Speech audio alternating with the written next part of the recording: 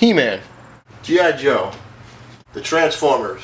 And right underneath those big franchises were these guys, the Teenage Mutant Ninja Turtles. Although this wasn't the one that most of us had as a kid, this is kind of a weirdo, fun, goofy one.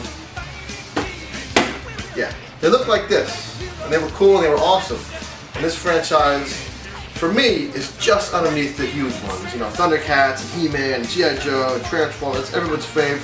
But right underneath that, we all love the Ninja Turtles. And, you know, if you bring up Ninja Turtles, you all remember, you know, great characters like Krang and Stockman, these weirdo bug scientist guys. That's what made it different and unique. You had these goofy characters, and the show really didn't take itself that serious.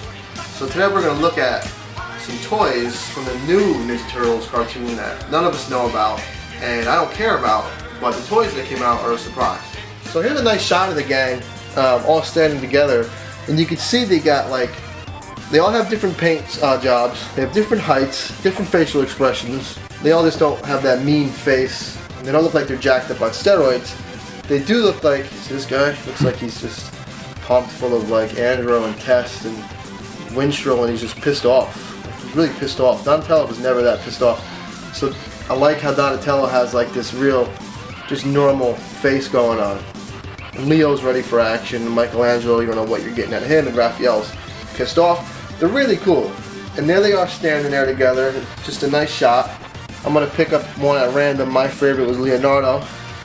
I just like the way they're, and like I said, I don't know what the cartoon is going to be about. I don't know if it's going for a more realistic tone. I've read some about it, and I don't care. But when you put out awesome toys, you're going to get my attention. I like how their hands and their feet are disproportionate. They're bigger than the rest of their body, kind of like a turtle. But they still have like little human-like arms, and they pose really well. They got some good points of articulation there. You can put extra swords in the back. You can get some nice poses. They really did a great job. I would prefer if the weapons, like in this day and age, like there's a lot of detail in weapons. These really, there's not a different paint job on the handle. I might go in and do it myself if you have the tools and the skills to do so. Wouldn't be a bad idea. But they're really nice, man. Playmates, I threw out the packages, so I forgot. It's definitely Playmates. Splinter, you know, this is their image of the way Splinter should look.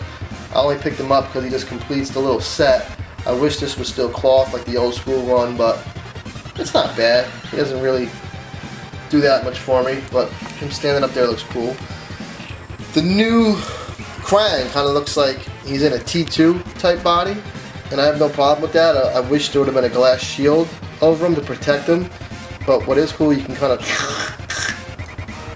pop this little guy out and like maybe put him on your finger or put him on like someone's head. You know, you can just goof around with him. You couldn't do that before, really. But what really pisses me off is this figure has no articulation whatsoever besides like regular joints, and you can't get the asshole to stand up.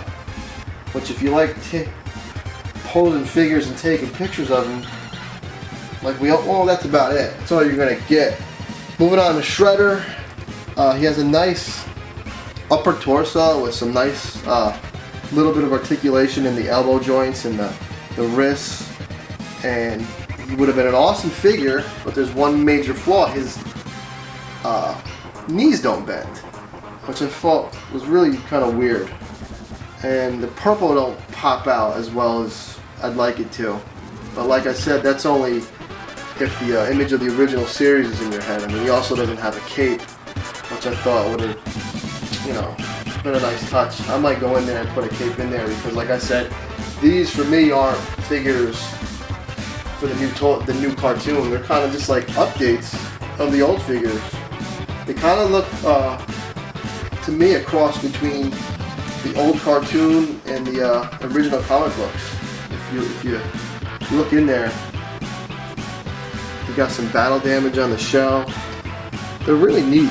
They're $8 a piece, so you can get the whole set for under $50. And I got these at Toys R Us, and I put them up there with my favorite toys of like the retro. You know, Matty Toy Collector redid He-Man, and Mattel brought out the G.I. Joes, and these are right up there with my favorite remakes. But I don't know if you're gonna call them remakes because they're actually based on a new cartoon. I don't know. Who cares? They're cool toys. Go get them.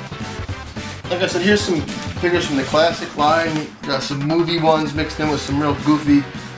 The show didn't take itself too serious, and that was part of the fun. There's a good Nintendo collection. You need that in there. So this line is, like I said, right up there with the big ones.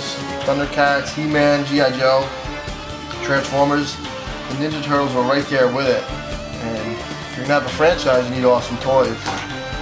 And they did. And it looks like they're gonna do it again with this new toy line. So go grab them.